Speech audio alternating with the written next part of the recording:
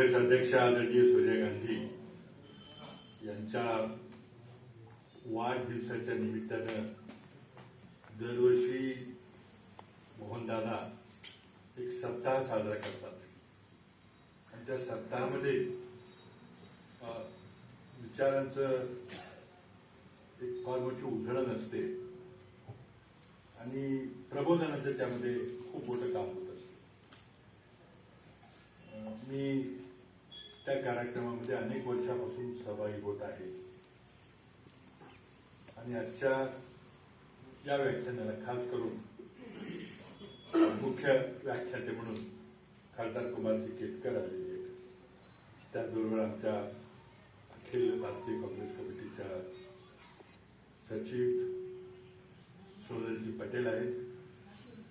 पुण्याचे काँग्रेस कमिटीचे अध्यक्ष रमेशजी कागवे, या कार्यक्रमाचे संयोजक मोहन जोशी, आणि त्यांचाही मला वाटतं कालच वाढदिवस होता, तर त्यांनाही मी या वाढदिवसाच्या शुभेच्छा देतो. माजी आमदार दीप्तीताई चौधरी, माजी महापौर कमलताई व्यवहारे, संजय बालगोडे, नगरसेविका सुजाताताई शेट्टी, अजित दरेकर, रफिक शेख, बाबासाहेब अमराळे, वीरेंद्र किराड, रमेश अय्यर, गुरुदीन सोमजे, प्रदीप करपे, शिवमंत्री, कार्यक्रमाकरता खास आवर्जून उपस्थित असलेले आपण सर्व काँग्रेस कार्यकर्ते आणि काँग्रेसच्या बद्दल सहानुभूती असणारे, काँग्रेस प्रेम असणारे सर्व कार्यकर्ते, आज कोविडमुळे आपल्याला निम्म्या जागावर आसनस्थ होता आलेला आहे, पण उपस्थित सर्व बंधू भगिनी, खरं म्हणजे सोनियाजींच्या बद्दल बोलायचं म्हणजे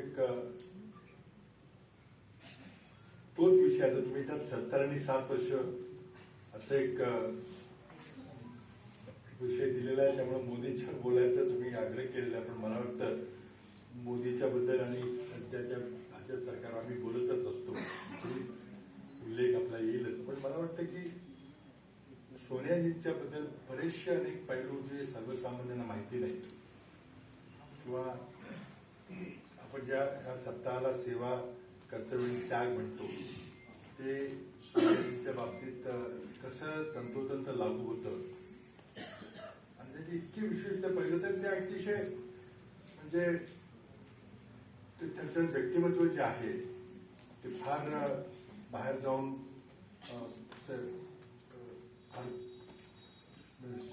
हे करणारं व्यक्तिमत्व नाहीये. ते एक क्लोज अशा व्यक्ती आहेत, आपल्या सगळ्या गोष्टी आपल्या मनाशी ठेवतात, फार मोठं गाजावाजा करत नाही आणि म्हणजे इंट्रोवर्ट जरी इंग्रजीमध्ये म्हटलं तरी ते काही वापरू होणार नाही.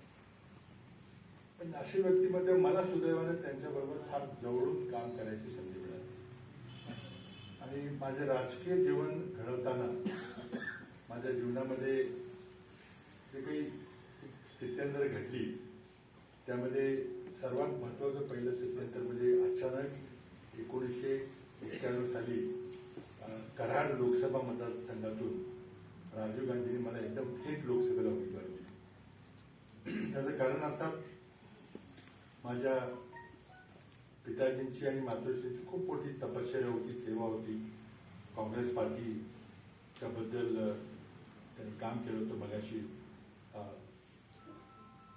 बालगुडेने सांगितल्याप्रमाणे माझे वडील पहिल्यांदा 57 साली शेतकरी कामगार पक्षाच्या आणि संयुक्त महाराष्ट्र समितीच्या वतीनं कराड लोकसभेला निवडून आले आणि त्यानंतर ते 62 मध्ये संयुक्त महाराष्ट्र झाल्यानंतर पुन्हा काँग्रेसमध्ये आले. 62 मध्ये पंडित नेहरूंनी त्यांना आपल्या मंत्रिमंडळात घेतलं.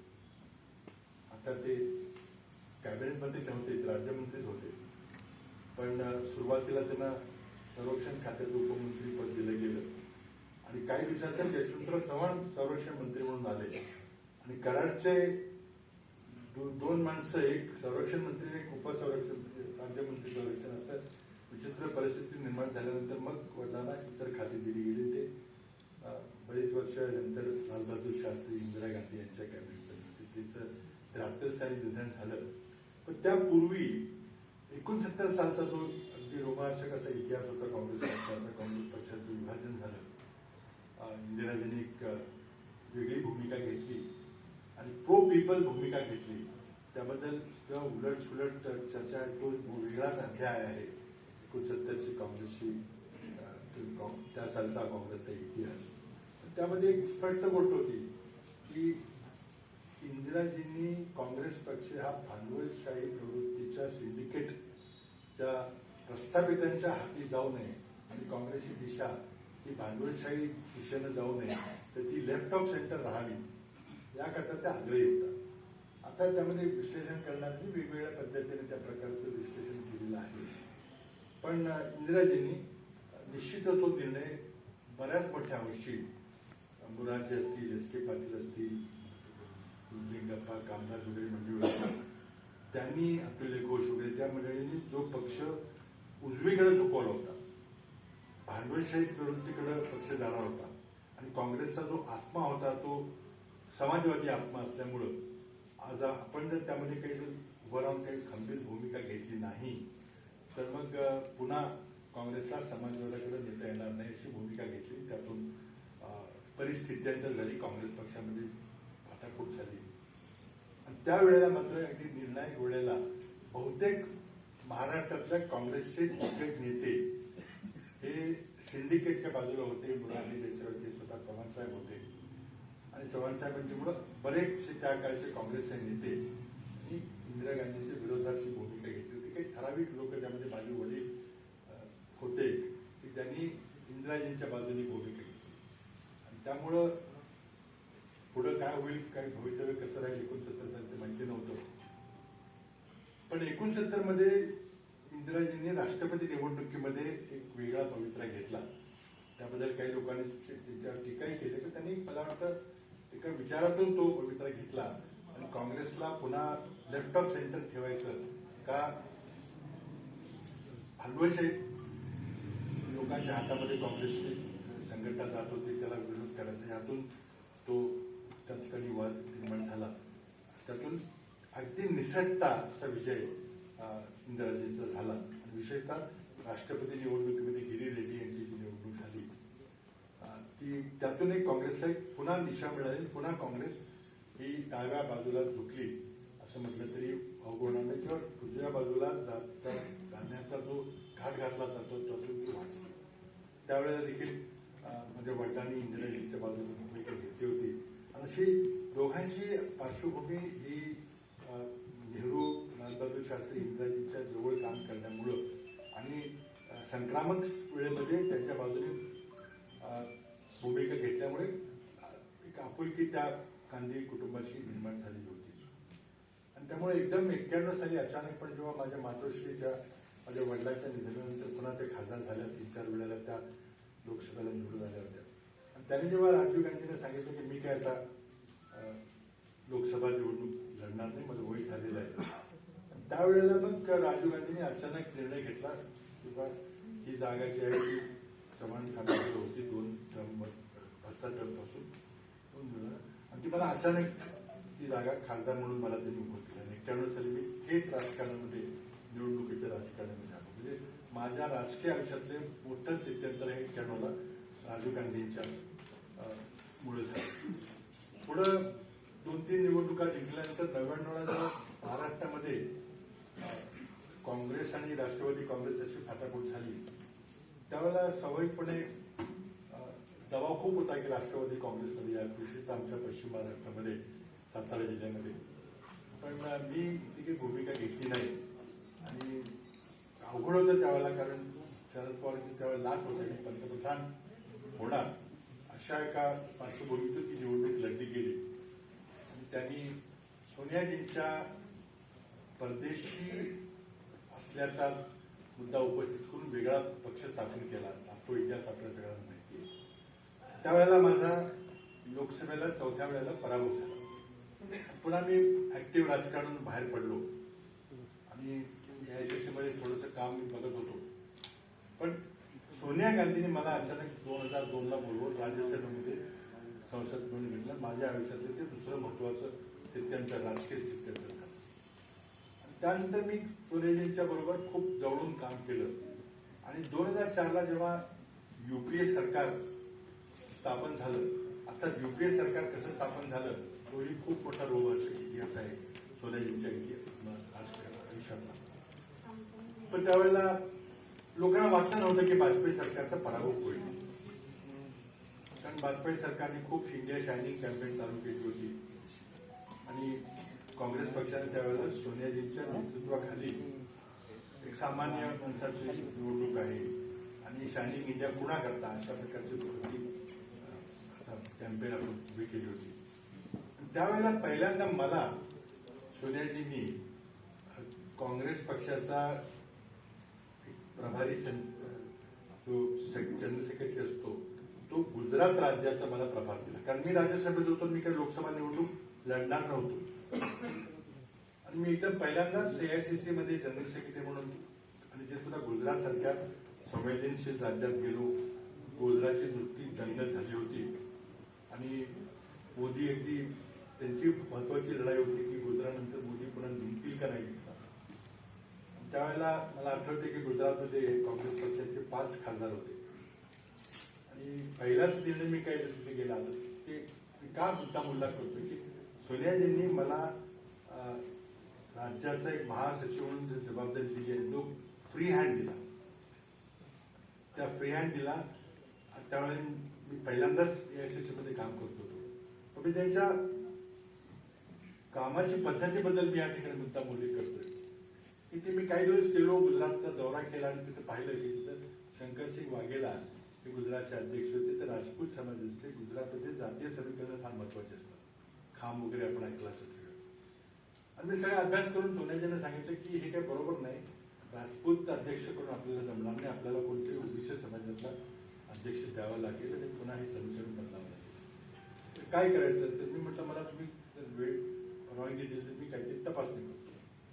त्यांनी लगेच अहमद पटेल ज्यावेळेस होते सांगितलं ठीक आहे, मोठी रिस्क आहे, कारण ते माझे मुख्यमंत्री आहेत, त्यांना असं हटवलं तर मग काय त्याचे परिणाम होते. तर म्हटलं नाही, मला प्रयोग करू द्या. मी चौकशी प्रत्येकाशी चौकशी केली, भेटलो, बोललो. आणि मग त्यांना शंकरसिंगजीने सांगितलं की म्हटलं तुम्ही राज्याचं नेतृत्व तुम्ही केलेलं आहे, करायचं तुम्हाला पुढे अध्यक्षपदाची जबाबदारी काही घेऊ नका. बरेचसं कारकुनी काम असतं तिकडे निवडणं, तिकडे रानात जाऊन हे केलं पाहिजे. ते त्यांना मी पटवलं, त्याला ते मान्य केलं. त्यांनी कसं केलं मला अजून पाठण्या करत. सोनियाजी मला वाटतं बघ ते सोडून जाते, नाही गेले ते. आणि त्याच्या जागी मी कडवी म्हणून एक दुसऱ्या ओबीसीमध्ये ते खासदार असताना अध्यक्ष केलं. आमची टीम फार क्लिक झाली. सोनियाजी दर आठवड्याला आला पाहिजे. गुजरात फार महत्वाचं सेन्सिटिव्ह राज्य होतं आणि त्यावर बरंच काम होतं. मोदींनी घोषणा केली की काँग्रेसला 1 पण जागा मिळणार. मला भीती होती की आपली पहिली जबाबदारी 5 जागा तरी टिकल्या पाहिजे. 5 पेक्षा कमी झालं तर मग आपल्याला ते अपयश मिळेल. सुदैवाने आमची कॅम्पेन फार चांगली झाली आणि त्या ठिकाणी आमच्या 5च्या ऐवजी जागा 12 निवडणार. आता 7 जागा फार महत्वाची, फार लोकांना माहिती नाही. गणित मुद्दाम सांगतोय कारण हे गणित फार महत्वाचं आहे आणि फार थोड्या लोकांना याचं विश्लेषण झालेलं आहे. त्या 7 जागा ज्या वाढल्या, 5हून 12, त्याच 7 जागा लोकसभेच्या एकूण आकड्यामध्ये वाढल्या होत्या. काँग्रेसला 145 खासदार आले होते आणि भाजपला, म्हणजे प्युअर काँग्रेस आणि प्युअर भाजपला 138 होते. फरक होता 7चा. त्या 7 जागा नसत्या आल्या तर कदाचित वाजपेयी पुन्हा पंतप्रधान झाले तर मोठ्या पक्षाला बोलवलं असतं. आणि त्या दिवशी सोनियाजींनी बोलून मला खूप अभिनंदन केलं, माझं आणि कडवीचं दोघांचं. ही फार महत्वाची विक्टरी होती. कारण एवढी म्हणजे जवळजवळ निम्म्या जागा मिळतील अशी अपेक्षा नव्हती. विशेषतः गोधरा झालं होतं, हिंदुत्वाची लाट होती. पण मला अजूनही आठवते की माझी ती एआयसीसी मध्ये सुरुवात होती आणि सोनियाजींनी मला जे प्रोत्साहन दिलं, पाठिंबा दिला, जे माझ्यावर विश्वास टाकला, मला एवढं मोठं धाडशी पाऊल टाकायची संधी उमेदवार निवडीमध्ये फ्री आहे.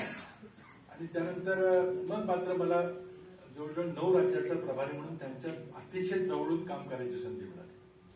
कर्नाटकची निवडणूक होती, जम्मू काश्मीरची होती, हरियाणाची होती, उत्तर प्रांतातल्या निवडणूक होत्या. खूप जवळून काम केलं. आणि तिसरं माझ्या आयुष्यातलं मोठं स्थित्यंतर म्हणजे 2004ला मला त्यानंतर मंत्रिमंडळामध्ये राज्यमंत्री केलं. अचानक सरकार झालं सरकार झालं तेव्हा आता आपोआपच सोनिया गांधी ह्या पंतप्रधान होतील अशी प्रत्येकाची अपेक्षा होती, कारण ती आपली परंपरा होती की निवडून आलेल्या पक्षाचा खासदार किंवा नेता जो असेल तोच पंतप्रधान होतो. तर मला तो क्षण अजूनही आठवते. सेंट्रल हॉलमध्ये ती मीटिंग झाली आणि अचानक सोनिया गांधींनी सांगितलं की मी काही होणार नाही आणि मी ते सदैव तिला करून हा निर्णय घेतलेला. लोकांनी खूप विरोध केला, खूप दंगा केला, पण शेवटी त्यांनी मनमोहन सिंग यांना पंतप्रधान. तो एक मोठा त्यांच्या आयुष्यातला मोठा अध्याय अगदी जवळून पाहिलेला आहे. आणि त्या मंत्रिमंडळामध्ये मला त्यांचा स्वतःचा फोन आला की तुला मी मंत्रिमंडळामध्ये राज्यमंत्री म्हणून घेतलेला आहे आणि मनमोहन सिंग यांच्याबरोबर जाऊन काम करा, तुम्ही जाऊन भेटा. मला आनंद झाला अर्थातच आहे, पण खातं आता कुठलं मिळणार काय तर चौकशी चालू झाली. मला अपेक्षा होती मी पंतप्रधानांना भेटलो आणि अचानक मग मला समजलं की मला स्वतः दोघांनी मिळून पंतप्रधान कार्यालयामध्येच घेतलेलं आहे. खूप महत्वाची जबाबदारी होती की 2004 मे मध्ये जेव्हा आमचं सरकार स्थापन झालं तेव्हापासून ते मी राजीनामा दिला महाराष्ट्रामध्ये मुख्यमंत्री म्हणून घ्यायचा तोपर्यंत एका बाजूला पंतप्रधान कार्यालयाशी समन्वय साधण्याची भूमिका, म्हणजे काँग्रेस अध्यक्ष आणि पंतप्रधान यांच्याबद्दल दुवा म्हणून काम करण्याची संधी, अधिकृत दुवा, आणि दुसऱ्या बाजूला अखिल भारतीय काँग्रेस पक्षाचा सरचिटणीस म्हणून डायरेक्ट काँग्रेस अध्यक्ष सोनिया गांधी यांना रिपोर्ट करण्याची त्यांच्याबरोबर ती दुहेरी जबाबदारी ही मी 2004 ते 10 पर्यंत, नोव्हेंबर 10 पर्यंत 6 वर्ष पार पाडली. फार जवळून मी त्यांना काम करताना पाहिले. अनेक त्यांच्याबद्दल गैरसमज पसरवले जातात की समांतर सत्ता केंद्र, पॅरलल पॉवर सेंटर वगैरे. तसं काही नव्हतं. वस्तुस्थिती स्पष्ट होती. 2004 सालचा काँग्रेस पक्षाचा विजय हा काँग्रेस अध्यक्षांचा विजय होता. तो काँग्रेसच्या जाहीरनाम्याचा विजय होता आणि त्यामध्ये पंतप्रधान पदाचं नाव पूर्वी ठरलेलं नव्हतं. त्यामुळे लोकांनी सोनिया गांधींच्याकडे पाहून काँग्रेस पक्षाला मदत दिली होती. त्यामध्ये यत्किंचित कुणाला शंका असतं कारण नाही. आणि सोनियाजींनी आम्हाला तिथे बोलून सांगितलं की माझी जबाबदारी मी आता पंतप्रधान नाही, तुम्ही मनमोहन सिंग यांच्यावर सरांनी काम करायचं आणि तुमची जबाबदारी काय असेल तर तुम्ही काँग्रेस पक्षाचा जाहीरनामा, जो काँग्रेस पक्षाच्या जाहीरनाम्यावर लोकांनी आपला विश्वास टाकलेला आहे, आपल्याला निवडून दिला, तो मात्र तंतोतंतपणे पार पाडण्याची जबाबदारी तुमची आहे आणि ते मी पाहणार. त्याचा मी आढावा घेणार आणि तो आढावा घेताना तुम्ही कुठं कमी पडला तर तुम्हाला मी म्हणजे का नाही धरणार की हे तुम्ही केलेले आहे, पण सांगितलं लोकांना, आणि ते त्यांनी तंतोतंतपणे पाळलं. पंतप्रधान कार्यालयामध्ये जे काही काम असतं ते 3 प्रकारचं काम असतं. एकतर राज्यामधला समन्वय साधायचा, 2 राज्यामधला वाद, त्यांना महाराष्ट्र कर्नाटक बॉर्डर डिस्प्यूट आहे किंवा कर्नाटक आणि तामिळनाडूचा कावेरीचा पाण्याचा डिस्प्यूट आहे, गोव्याचा कर्नाटकचा पाण्याचा डिस्प्यूट आहे. त्या दोघां राज्यांचा समन्वय साधायचं कोणी, 2 मुख्यमंत्र्यांना आपसात बसून तो सोडवता येतो, पण ते कोण कोणाकडे जायचं ते कोणी जात नाही, म्हणून पंतप्रधान कार्यालयामध्ये बोलवून ते प्रश्न सोडवायला लागायचे. तसा 2 मंत्रालयात लावला. एखाद्या रेल्वेला मोठा प्रोजेक्ट करायचं पण एन्व्हायरमेंट मिनिस्ट्री म्हणते की आम्ही परवानगी देणार, पण त्या दोघांना बसून त्यातून काय करायचं, वित्त मंत्रालय नकार देते, प्लॅनिंग कमिशन ते काही गुंतवणूक योग्य होणार नाही, त्यांना कसं बसून समन्वय साधायचं. आणि तिसरी जबाबदारी पंतप्रधान कार्यालयाची असते ती म्हणजे परराष्ट्र धोरणाची. पंतप्रधानांना वेळ नसेल तर मग राज्यमंत्र्यांना ती जबाबदारी पाहावी लागते. खूप प्रचंड मोठा अनुभव मिळाला आणि सोनियाजींनी माझ्यावर ती जबाबदारी टाकली होती आणि त्यामुळे मला वाटतं खासदार म्हणून जे अनुभव मिळतो तो फक्त आपला मतदारसंघ आणि दिल्ली एवढाच असतो, पण राज्याचा प्रभारी म्हणून काम करायला मिळालं आणि विशेषतः पंतप्रधान कार्यालयामध्ये काम करायला मिळालं. इतका मोठा प्रचंड अनुभव मिळाला तो मला वाटतं फार दुर्मिळ आहे. आणि तिथं मला सोनियाजींच्या कामाची पद्धत खूप त्यावर लेखन झालेलं आहे, टीका झालेली आहे. आमचे संजय बारू म्हणून आमचे एक पंतप्रधानांचे मीडिया सल्लागार होते, त्याने एक पुस्तक लिहिले, त्यावर खूप टीका केलेली की सगळ्या फायली घेऊन सगळे लोक सोनिया गांधींना दाखवायला जातो. ते अक्षरशः चुकीचं आहे, म्हणजे आक्षेपार्ह आहे की त्यांना माहिती नाही काय, ते फक्त भाषण लिहायचे, त्यांना असं कधीही चालत होतं. सोनियाजींनी पंतप्रधानांचा प्रोटोकॉल इतक्या तंतोतंतपणे पाळला, मी जवळून पाहिला. अनेक वेळेला अडचणी यायच्या की पण नेत्या तर आमच्या सोनियाची आहेत, सोनियाजीने पंतप्रधानांना एका दृष्टीने निवडलेला आहे. आता आता त्यांचा सन्मान मोठा आहे, पण त्या नेहमी सांगायचे की नाही, प्राईम मिनिस्टरचं एक ऑफिशियल कॉन्स्टिट्युशनल पोझिशन आहे आणि ती घटनात्मक ते पद आहे, त्यामुळे त्यांचा सन्मानात किंचितही काही कुठं धक्का लागला नाही पाहिजे. म्हणून अगदी सिटिंग अरेंजमेंट कसायची, मध्ये कुणी बसायचं, बाजूला कुणी बसायचं, एवढ्या छोट्या छोट्या गोष्टी, जेवताना हेड ऑफ द टेबलला कोणी बसायचं, इतक्या अनेक गोष्टी असायच्या. पण सोनियाजी कटाक्षानं त्या पाहत असेल की कुठेही पंतप्रधानांचा अवमान होणार नाही हे ते काळजी घेत असत. आता फायलीबद्दल म्हणायची इतकं खोटं आहे, त्याची काही गरज नसायची, कारण फायलीमध्ये जरी एवढी मोठी जाड फाईल असली तर निर्णय एका वेळेच असतो की हे करायचं का नाही करायचं, ह्या व्यक्तीला नेमायचं का नाही नेमायचं. त्यामुळे फाईल घेऊन द्यायची काही गरज नसते. पण सोनियाजींचा असा अर्थ असतो की त्यांना काहीच माहित नाही, तुमचं तुम्ही बघा, माझा काय संबंध असे नव्हतं. त्यांनी अगदी स्पष्टपणे सांगितलं होतं की जाहीरनाम्याशी संबंधित प्रत्येक गोष्टीवर माझं लक्ष आहे, त्यामध्ये काही चूक झाली मी त्यामध्ये तुम्हाला सांगणार, म्हणजे तुम्ही दुरुस्त केलं पाहिजे. आणि त्याकरता त्यांनी एक व्यवस्था निर्माण केली होती, एक कोर ग्रुप म्हणून एक व्यवस्था होती. दर शुक्रवारी संध्याकाळी 4 वाजता सोनियाजी पंतप्रधान यांच्या घरी, त्यांच्या ऑफिशियल रेसिडेंटमध्ये 7 प्रेस्कोट रोडला यायच्या. त्या कोर ग्रुपमध्ये सोनियाजीच्या बरोबर अहमद पटेल असायचे आणि पंतप्रधानांच्या बाजूने मग गृहमंत्री अँटनी, प्रणब मुखर्जी, कधी कधी चिदंबरम, असे 4-5 महत्वाचे मंत्री आणि गरज पडल्यास एखाद्या आणखी महासचिव काँग्रेसचा सोनियाजींच्या बरोबर, अशा 7-8 लोकांची कोर ग्रुपची बैठक सोनियाजींच्या अध्यक्षतेखाली व्हायची. खासगी कोणी नसायचं, काही नाही. अनेक वेळा त्या बैठकीला मला उपस्थित राहण्याची संधी मिळाली. तिथं ही मॅनिफेस्टोची आणि ह्याची जी चर्चा व्हायची की हा निर्णय आपल्याला घ्यायचा आहे, तो निर्णय घेता येईल का, सरकारने ना घेतला पाहिजे. आणि तिथं मग चर्चा होऊन करायचा जो अधिकार आहे. अशा प्रकारची परिस्थिती चीनमध्ये आहे. चीनमध्ये जनरल सेक्रेटरीला, पार्टीच्या जनरल सेक्रेटरीला हा राष्ट्राध्यक्षापेक्षा मोठा मान आहे, अधिकार मोठे आहे. तर तशा प्रकारे एक वेगळी परिस्थिती निर्माण झाली होती की सोनियाजी फक्त मॅनिफेस्टो, जो छापील मॅनिफेस्टो होता, ज्याच्या लोकांनी मतं दिली, त्याच्याशी संबंधित गोष्टीबद्दल फार आग्रही असायची. अर्थात त्यांचा सरकारशी समन्वय तसा डायरेक्ट नसला तरी मग त्या ठिकाणी आम्ही एक वेगळी व्यवस्था निर्माण केली होती, ती म्हणजे नॅशनल ऍडव्हायझरी काउन्सिल, राष्ट्रीय सल्लागार परिषद. आता त्या सल्लागार परिषदेला कॅबिनेटचा दर्जा दिला होता, त्यांना स्टाफ वेळ मिळत होता. त्यामुळे विरोधकांनी टीका केली की त्यांना हे कॅबिनेट पद देण्याकरता तुम्ही केलेलं आहे. पण हे खरं म्हणजे तो चुकीचा समज आहे. त्यामध्ये तो पदं होती, काही सचिव मिळत होते वगैरे, गाडी मिळत होती वगैरे होतं. पण त्या नॅशनल ऍडव्हायझरी काउन्सिल इतकं प्रचंड मोठं काम केलं की मला वाटतं की त्याबद्दल जास्त चर्चा झालेली नाही. पण युपीए सरकारच्या 10 वर्षाच्या कालखंडातले जे सगळे ऐतिहासिक निर्णय झाले त्याचा उगम हा नॅशनल ऍडव्हायझरी काउन्सिलच्या चर्चेतून झाला. आपल्या सरकारमध्ये प्लॅनिंग कमिशन, योजना आयोग ही व्यवस्था आपण एक्झिक्युटिव्ह ऑर्डरनी केली होती.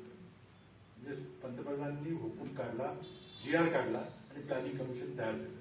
प्लॅनिंग कमिशन ही घटनात्मक तरतूद नाही किंवा नव्हती, आता तर नाहीच आहे. ही एक्झिक्युटिव्ह ऑर्डरनं, शासन आदेशानुसार ही तयार झालेली व्यवस्था होती.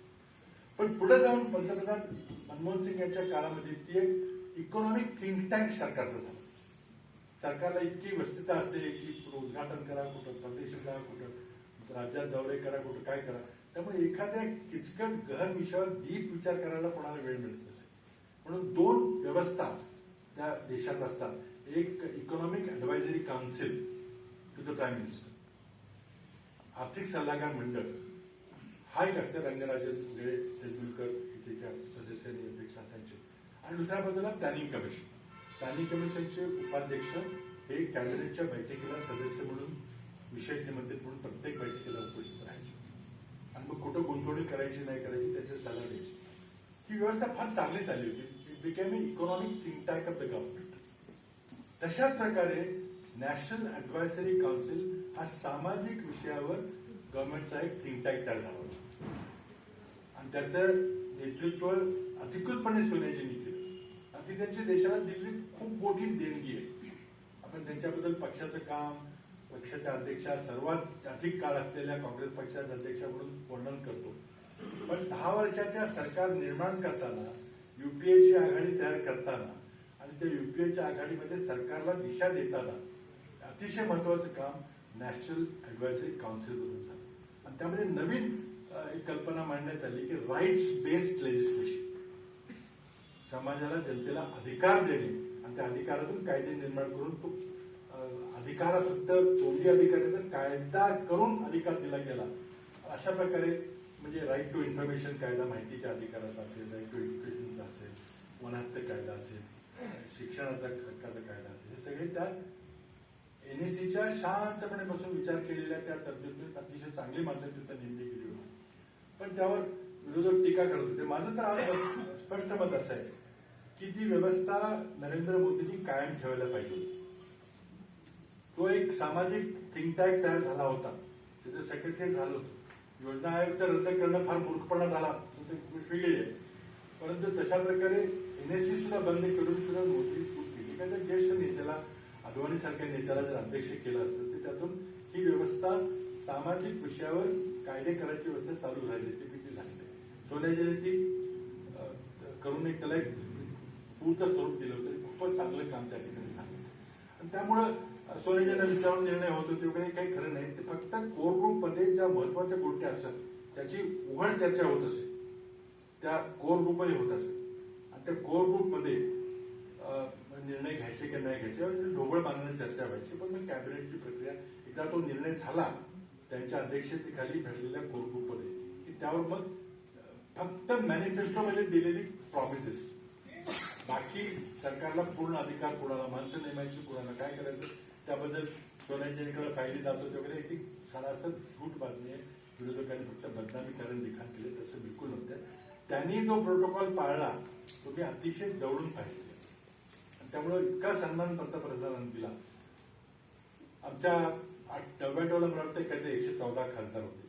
सोनियाजींच्या नेतृत्व काहीतरी 4 वर्ष काम केलं. 98ला अध्यक्षपदाची जबाबदारी घेतली. कारण म्हणजे लोक टीका करतात, पण 91ला राजीव गांधीची हत्या झाल्यानंतर गांधी कुटुंबातला कुणीही व्यक्ती पक्षाच्या किंवा सरकारच्या कुठल्याही जबाबदारीच्या पदावर नव्हता हे आपल्याला विसरता येणार. त्यावेळी 98 साली जेव्हा पक्षाची परिस्थिती बिकट झाली तेव्हा सोनियाजींना लोकांनी बोलवून दिलं की तुम्ही पक्षाला वाचवा, तुम्ही जबाबदारी घ्या. मग 97च्या काँग्रेसच्या महाअधिवेशनामध्ये त्या सदस्य झाल्या आणि 62 दिवसानंतर त्या काँग्रेसच्या अध्यक्ष झाल्या. कारण काँग्रेसच्या सर्व धोरणांनी त्यामध्ये सगळे अगदी पवारसाहेबांचे सगळे नेते होते, आम्ही सगळे त्यात होतो. त्यांनी विनंती त्याला केली की तुम्ही आता काँग्रेसचे सूत्र हाती घेतल्याशिवाय काँग्रेस वाचणार नाही. पण 96 आणि 98ला काँग्रेसचा दारूण पराभव झाला होता आणि त्यांनी ती जबाबदारी स्वीकारली. आणि त्यानंतर 5 वर्षामध्ये 2004 साली काँग्रेसला सत्तेवर आली. 114 जागा होत्या 99ला, तिथून 146 झाल्या, 145 जागा झाल्या आणि आमचं सरकार सुचवलं. त्यानंतर पहिल्या 5 वर्षाच्या कामगिरीनंतर आमच्या जागा 206 झाल्या. काँग्रेसचा ग्राफ असा वाढत गेला आणि तो 206 जागा म्हणजे पूर्वी राजीव गांधींच्या नंतर इतक्या जागा कधीच काँग्रेस पक्षाला मिळाल्या नव्हत्या. काँग्रेसला सत्तेत आणण्यामध्ये सोनियाजींचा फार मोठा सिंहाचा वाटा होता. आणि UPAची स्थापना, UPAमध्ये चर्चा खूप चाललेली आहे की UPA असं आहे का नाही, पण UPA ही व्यवस्था सोनियाजी अध्यक्ष होत्या म्हणूनच ती अस्तित्वात आली. दुसरं कोण असेल तर नसती आली. आणि फार अवघड अलायन्स होतं. अनेक वेगवेगळे पक्ष होते त्यामध्ये, म्हणजे ममता बॅनर्जी पासून DFPचे लोक असे सगळे खूप पक्षाचे लोक तिथे होते. आणि त्यांना घेऊन त्यांना सन्मानाची वागणूक देऊन दोघांनी, सोनिया गांधी आणि पंतप्रधान मनमोहन सिंग या दोघांनी अतिशय सन्मानाची वागणूक UPA सरकारने 10 वर्ष अतिशय समर्थपणे चालवलं.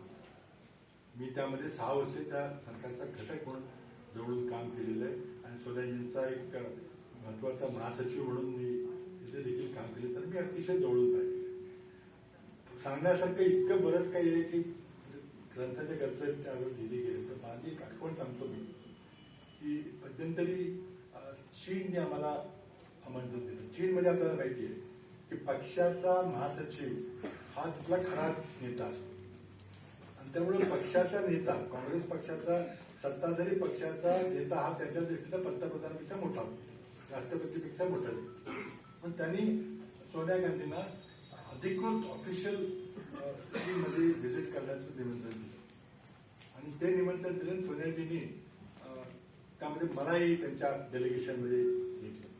मला 2008 साली मी बीजिंगला गेलो होतो. आणि त्या आमच्या डेलिगेशनमध्ये करण सिंग होते, तर ते काँग्रेसच्या परराष्ट्र विभागाचे प्रमुख होते. त्यानंतर राहुल गांधी होते आणि आनंद शर्मा होते. असे 5 जणांचं आमचं डेलिगेशन चीनला एक आठवड्याभराच्या दौऱ्यात गेलो होतो. तो दौरा माझ्या दृष्टीनं अविस्मरणीय होता. आणि त्या ठिकाणी त्या दौऱ्यामध्ये सोनियाजींना राष्ट्राध्यक्षापेक्षा मोठा सन्मान दिला. त्यावेळेचे त्याचे हुजुनता होते, प्रेसिडेंट होते, त्यांनी बडा खाना दिला. त्यांनी आम्हाला सोनियाजींना भेटीला बोलवलं, साईट सीइंग करवलं. बऱ्याच ठिकाणी जिथे राजीव गांधीच्या बरोबर त्या ज्या ज्या ठिकाणी गेली तिथं त्या पुन्हा गेल्या राहुल गांधीनंतर. आता अतिशय अविस्मरणीय असा दौरा माझ्या आयुष्यातला एक मोठा क्षण होता.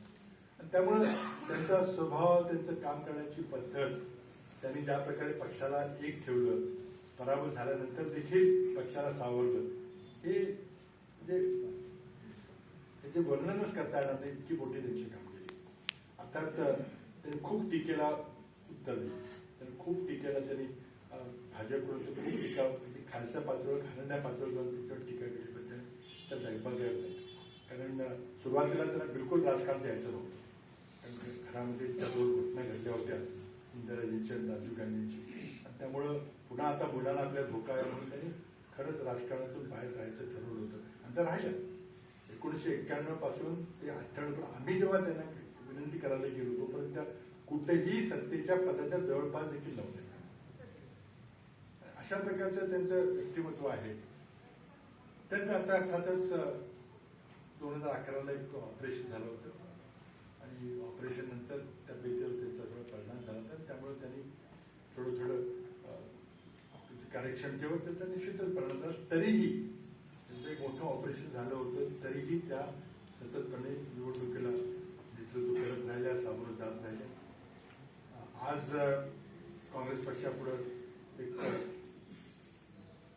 बऱ्याच खालच्या स्तरावर काँग्रेस पार्टी पोहोचलेली आहे. पुन्हा काँग्रेसला रिवाईव्ह करायची जबाबदारी आहे. आणि त्या जबाबदारीमध्ये सोनिया गांधी पुन्हा एकदा त्या निवृत्त झाल्या होत्या तब्येतीच्या कारणाने. तरीही आज काँग्रेस पक्षाला पुन्हा आपल्याला जर पूर्वस्थितीत आणायचं असेल तर तुम्हीच जबाबदारी घेतली पाहिजे. पूर्णवेळ अध्यक्षपदाची जबाबदारी स्वीकारली पाहिजे. कारण काही जणांनी त्याला पत्र लिहिलं होतं की तुम्ही एकतर तब्येत बरी नाही, त्यामुळे तुम्ही निवृत्त झाला, त्याला आम्ही त्या तुमच्या भावनांचा आदर करतो, कारण तुमची तब्येत महत्वाची आहे. पण काँग्रेसला पूर्णवेळ अध्यक्ष पाहिजे. आणि काँग्रेसला पूर्णवेळ अध्यक्ष पाहिजे कारण आज मोदी शहांसारख्या माणसांची मुकाबला करायला आपल्याला जर अध्यक्षपद रिक्त असेल किंवा हंगामी असेल तर ते चालणार नाही.